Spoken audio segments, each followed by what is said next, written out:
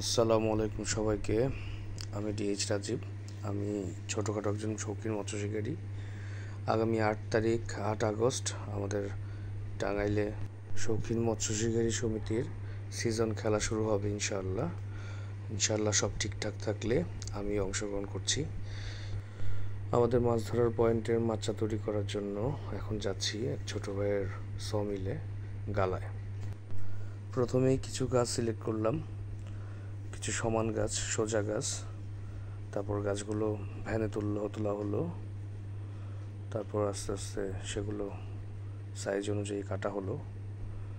তারপর আশেপাশেই খোঁজখবর নিলাম। কার্তিক দা নামের এক লোক সন্ধান পেলাম। উনি নিজ দায়িত্বে মাচাটা বানিয়ে দিলেন।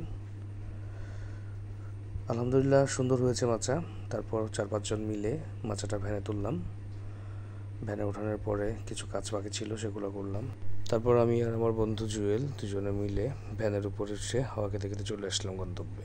এসেই আমাদের লেকের পুরাতন লোকদের মধ্যে একজন জমশের কাকা উঠে পড়ে লাগলেন মাচা তৈরি করার জন্য।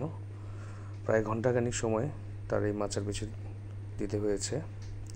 অনেক কষ্টের পর শেষ পর্যন্ত উনি মাচাটা কমপ্লিট করে ফেলেছেন।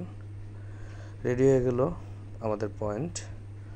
আগামী 8 তারিখে ইনশাআল্লাহ এখানে আমাদের মৎস্য শিকার শুরু হবে। শুক্রবার শনিবার 2 দিন, সপ্তাহে চলবে, এভাবে 3 মাস। আপনাদের দাওয়াত রইল। সাবস্ক্রাইব করে পাশে থাকবেন ইনশাআল্লাহ।